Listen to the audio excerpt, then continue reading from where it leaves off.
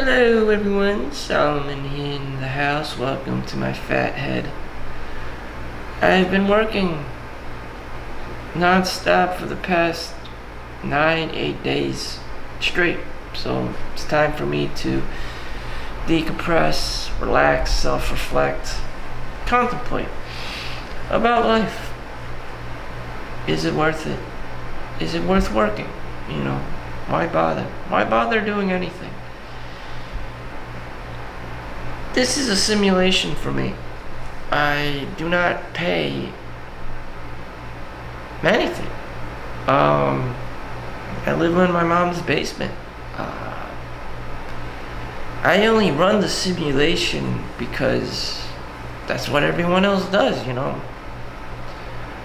suffering from the scarcity mindset, They're one paycheck away from being broke. They're homeless, Was I ever really poor? Was I ever really homeless? I'm 40 years old now. No, that is the truth. But somehow my mind tricked myself into this scarcity mindset so that I can perform. In reality, I'm not actually a homeless. I just act like it so I can blend in with well over 50% of the population in the United States, and perhaps even 90% of the world is under tyranny, under scarcity, constantly terrorized by the government, taxes, food scarcity, which is true. I'm not making this up. Russian-Ukrainian war, Israel-Palestine, Iran, China in general, India, Southeast Asian countries in general. There's just too many overpopulation, 2+ billion people altogether. God knows how many. And I'm just trying to be realistic. Do I have it good? Yeah, I would say so. Even if I live in my mom's basement, I just have it really good for myself in the comfort zone in comparison to 99% of the world, This is, being born in the United States, you are already well over 90% ahead of the world's population. Because everyone else is just doing so bad. South America, Africa, the inflation is just $1 is worth how many rupees, how many Zimbabwe notes, thousands, It's crazy. So no one can keep up with the US dollar worldwide, and the US currency is just worth so much, on the exchange. So people have to come in here. So that's how. So if your country has all this power and all this money, all this military might, then they will have the advantage of brain drain. Other country, the 1% of other countries, the geniuses, the outliers, people with really high IQs and talents, they come here. They're literally forced to come over to the United States, and do work there and contribute to the United States and pay taxes, like how they pick up baseball players in the Dominican Republic. Everyone's so proud. Dominican Republic. Yeah, they're gonna soon forget about their roots and come to the United States because they want to make millions of dollars playing baseball for the Yankees, the Mets, whomever. And that's true. Who wouldn't want to do that? And so in industrial standards, in the tech industry, you have people flying over from India to work for Google in the United States, or China, whatever, Nvidia, whatever have you. So what the hell do you do if you're born inside the United States? You live inside the belly of the beast. You don't know how it is in real life because you were born inside the belly of the beast where it's all comfortable. where the dollar is strong, and it's okay for you to live in your mom's house. So you become a fat, lazy piece of shit. Diabetes rates is extremely high. Divorce rates are high. So the complacency is very high, which is true. You stop wanting to grow. You just want to be comfortable. You just want to do Netflix and chill. By no means am I like a millionaire or anything. I'm just comfortable, living below my means, and I am artificially simulating what it's like to be a normal person.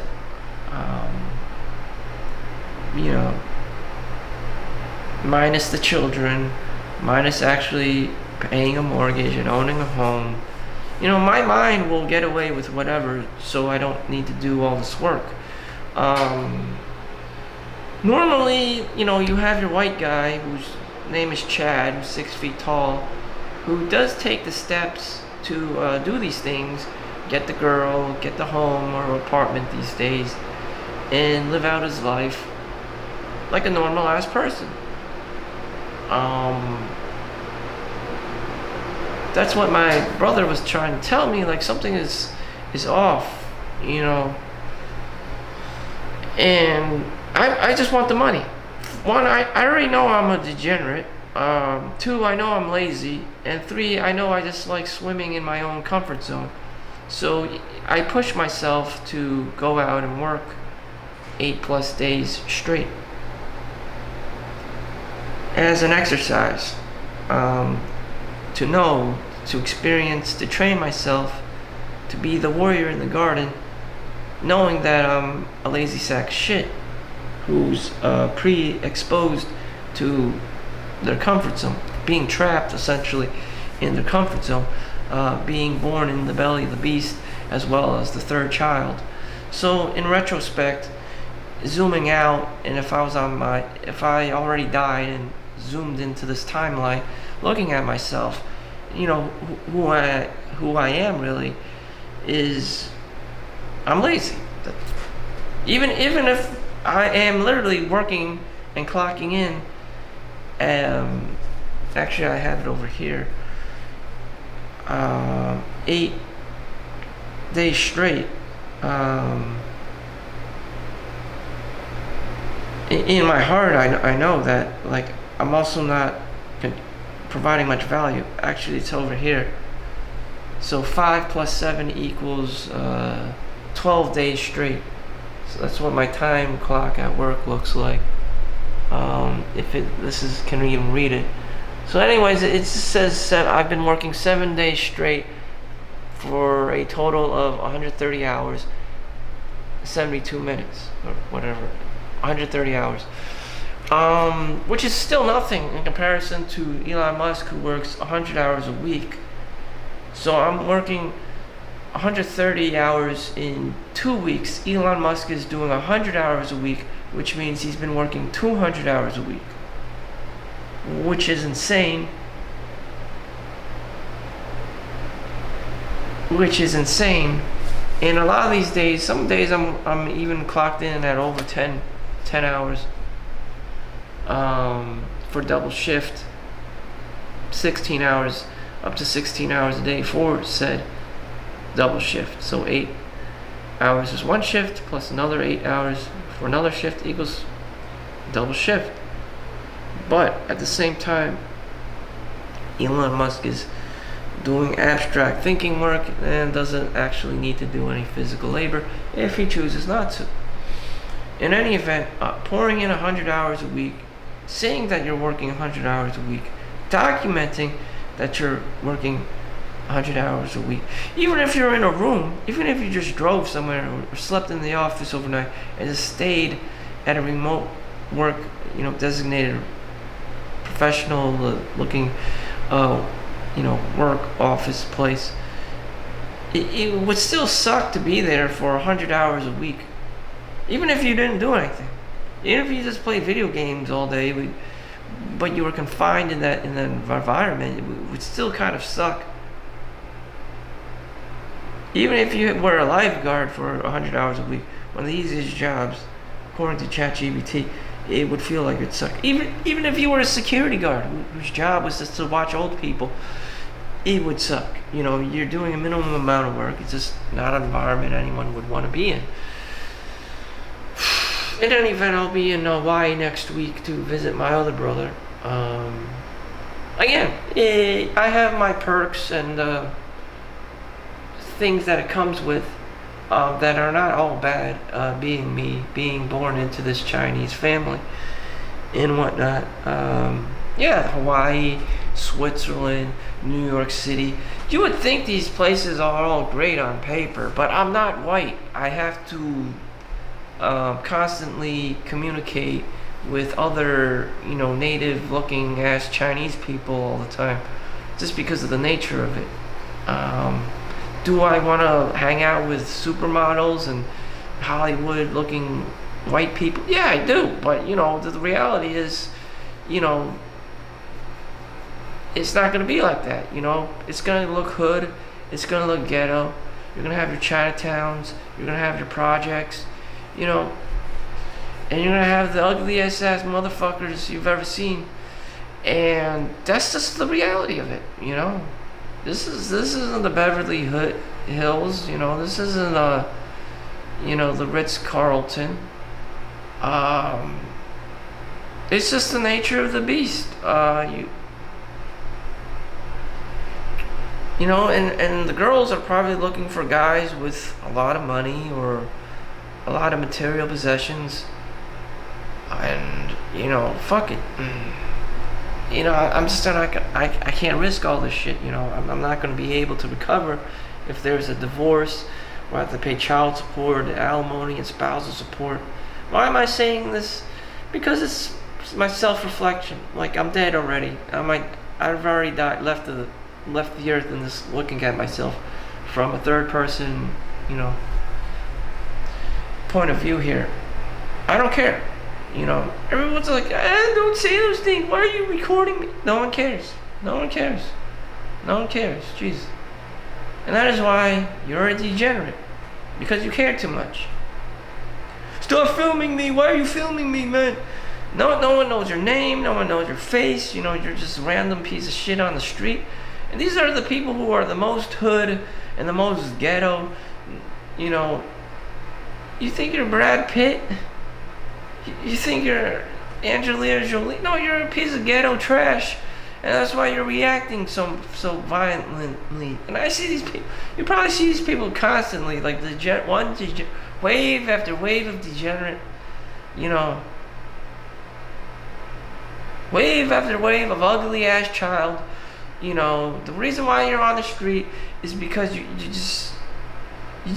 can't see shit. You got no money. You're there on the street. You all have all this anxiety pent up that people are just vlogging or blogging whatever on the street, and you just happen to be a background character, and you're all offended. Why are you filming me? Why are you film? No one's filming you. You're just some random ass goofus on the street, like. And these are the people that blow up the most. What, you think you're doing a Tom Cruise film? I mean, what is going on? Like, these people have high anxiety, they're suffering, there's no compassion in the world for them because they know. And that's how you act. That's like a crab in the bucket. And they know. The more you know, the more self-aware you are, of how shitty you are, the more violently and ghetto you're going to react. And also to people who are succeeding. So there's nothing that's good that comes from it. Nothing. Like, it's just ghetto. That's why I'm in my own private little Idaho here, because I just don't want to hear it. There's nothing out there for me.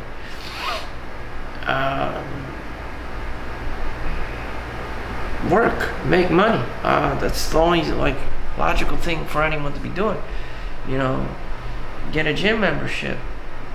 Try to practice self-improvement. Otherwise, you're just gonna like end up on the street. You're gonna be one of these like ghetto hood ass people, just lingering around, hanging out, nothing else to do, except for degenerate behavior. Fine, you can go do that. I don't care. I don't want to be in that situation. And that's exactly how it feels. High anxiety. Freaking out all the time. Backlashing, temper tantrums. It's just, you don't know. You don't know how to, climb the ladder. Climb the socioeconomic ladder. There's nothing there for you. There's no jobs for you. You have nothing else better to be doing. People are recording on the street, seeing what's going on. You're in an absolute shit state of human being, very low on the vibrational totem pole. The guru does not just randomly, just hang out in baggy clothes and shorts. This isn't some random ass sidewalk yelling at people, why are you recording me, and drinking your 40 ounce. They have an office. They have a dedicated space and time to meet and greet people. It's just not completely random. And just let that sink in, Just let that sink in, Some people are just trying to live their lives or whatever, or they have children. I don't know. But in any event, chances are you're a nobody, I'm a nobody. Bygones be bygones, whatever. This is just my take. This is just my experience. How to better improve my life? Is it worth it? I don't know. I'm just gonna be in Hawaii next week. I'm just gonna film the adventure me in Hawaii. One tip I did pick up: you can ask GPT for a little routine, a little tour, using the prompts. The best restaurants that are affordable, which places are the funnest, safest areas to hang out. Which is the best to take yourself out on a date, have a little touristy trip. Price of bus tickets, for if you need to ask for a SIM card or whatever out there for your phone. Yeah, ChatGPT.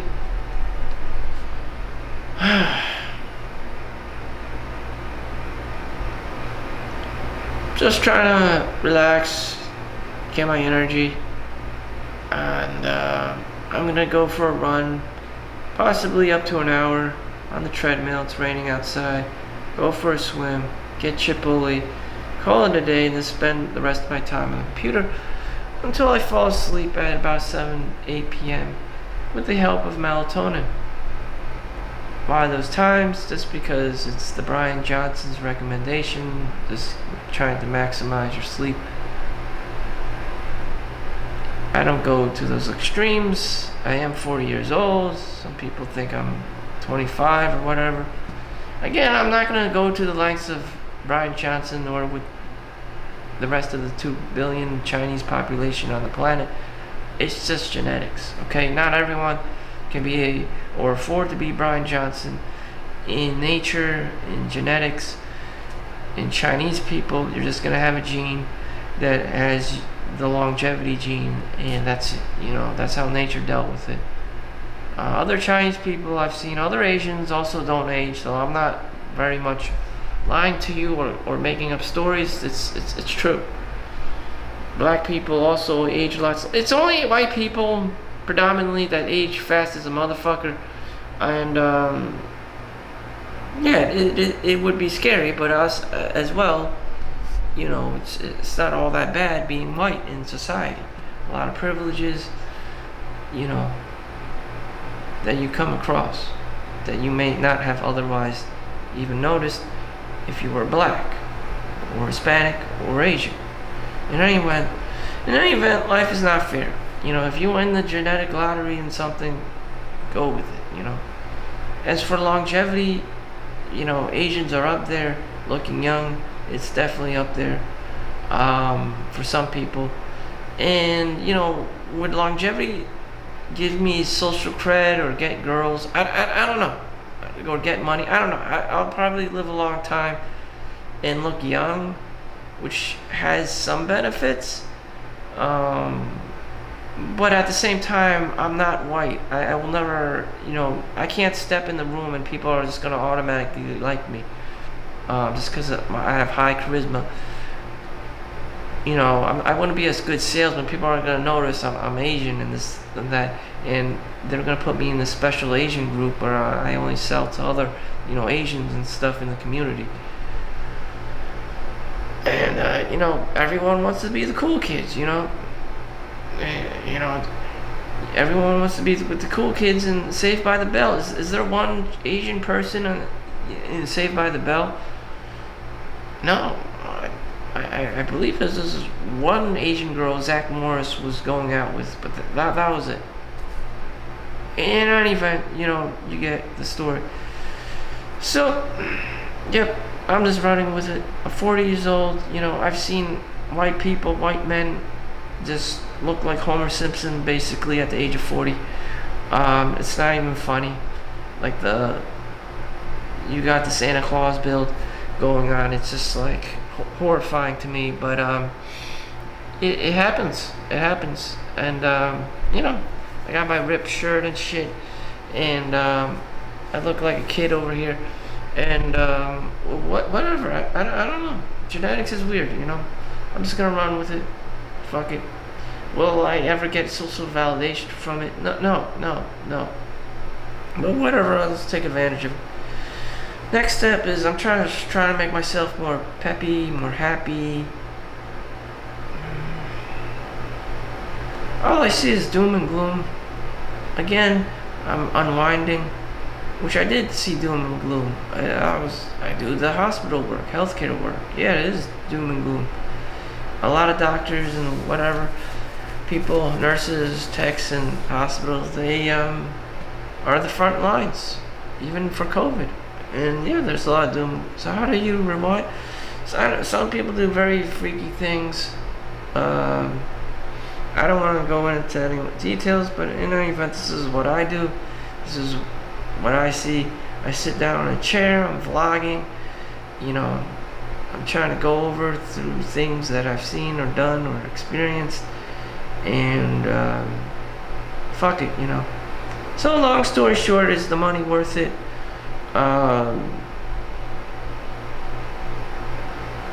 Look around. This is stuff I just generally would want. Nothing. Just a white room and a clean bathroom and whatever, and a place to sit, and that would be it. I don't want to hear this excessive screaming, this complaining, this bitching, this unused potential,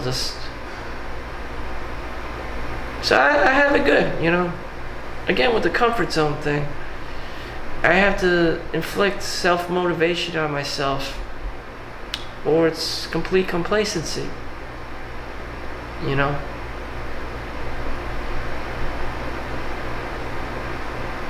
I'm very lucky. At the same time, it comes with things like isolation. There's no one else to enjoy this with. People are hostile. People are Karens. It's Monday, so no one's going to be around anyways. Young people are working. Young people are forced to work in it's just in New Jersey. It's New York City. People are just going to be working. Young people are just going to be working to afford rent.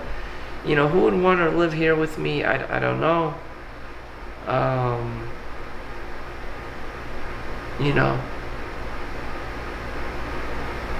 Nor would I force anyone to be living with me here. Blah, blah, blah. Girl, would she even appreciate me? Or she would just go out with the next guy? Or she already, spends all this rent on herself to live where she wants to live. Does she even want to live in New Jersey, buy New York City with me, or she wants to live in Dubai or China, or wherever, or Russia? That is up to her. I don't, if you're the guy that has the girlfriend, you have to be super controlling, or she's just gonna float away. And if you're too much of a simp, yeah, she's just gonna float away and do her own thing. So people who are in my own socioeconomic sphere, they're not going to appreciate me at all. They can just leave because they have the same things. The only person who would like really appreciate me would be a girl from a third world country. Oh, you live in America. Oh, you have a lot of money, blah blah blah. Oh, you have a job, yeah. So I can't really have an American girl. She can never appreciate me because she also lives in America. She's not impressed with anything I have. Nothing. Like, she's completely entitled. She's been with multiple different guys with hundreds of thousands of if not thousands of body count. And she's just, at this point, she's just like a vampire looking for more victims. I'm not about that. I don't want her constantly mooching off of me. I want, like most guys, want someone who appreciates them and needs them, and you're taking care of them as the provider, as the protagonist, the reliable protagonist. You want to be the reliable protagonist. And, the girl that needs me is obviously going to be from some shithole country who's desperate for a green card, for, passport, for money, for shelter, for jobs, this and that. And they're going to come to me, and I work with her. Other than that, it's going to be this American girl. She's entitled. She's just going to, leave, divorce, get half, if not all, my stuff, and I'm fucked. So, in a nutshell, for anyone wondering, you are at risk of losing everything if you go out with an American girl, simply because she can just monkey branch from you to somebody else very easily, because everyone just relatively has all the same things, and the only one who's like desperate enough to cling to you is a girl who is from another country, who is from a third world shithole. Other than that, it will not psychologically work. She can just fucking leave, Oh, I'm just gonna go to my boyfriend's house, blah blah blah, my boyfriend this, blah blah blah, my ex that, blah blah, and it goes on and on. So yeah, and people are entitled, they're lazy, they do dipshit things, instant gratification things, and yeah, she does have access to all these things, multiple different men, multiple different boyfriends, even the nice guys is willing to simp for her, OnlyFans, and so there you have it. It's not going to work. So I hope everyone finds themselves a Filipino or mail order Russian bride or something, because you're not going to find it in America. She is spoiled beyond repair. She is spoiled beyond recognition. And most guys would agree. Men go their own way. I don't know what the blue, black, red pill, I don't know what the fuck the colors are already. Red ones, green ones, blue ones, People are already experiencing this because it's true. It's just because people are lazy. They don't want to do the work. If they have what they have, they're not going to do the work. And, you have to be desperate, fighting for your life to want somebody to be with them, like your parents. And that's where the bonding comes in. Otherwise, if you don't need someone, you just get the fuck out of there and just go have fun with someone or somewhere else, and you're not gonna give a shit. And that's how it is. That's how I see the world. And that's what it is. It can also be my self fulfilling prophecy. Partially it's true. Partially it's just I'm biased. And people are going to ask me, where's your girlfriend? Again, I live in America. It just doesn't work. It's not going to work. This girl has to be really needy for a sugar daddy. And she has to come from the hood or the ghetto. and there's going to be a power gap, and she's going to want to come out of the ghetto and into this like power gap, and that is the only way it will work. The male and female dynamic in America will work if you fish the girl, ghetto girl greats, out of the hood and into your lap because you live in white suburbia. But you don't want those kinds of girls. I don't want those kinds of girls. Fuck it. Thank you for watching. Make sure you like and subscribe. See you in the hood in the next one. Peace out. Have a great day.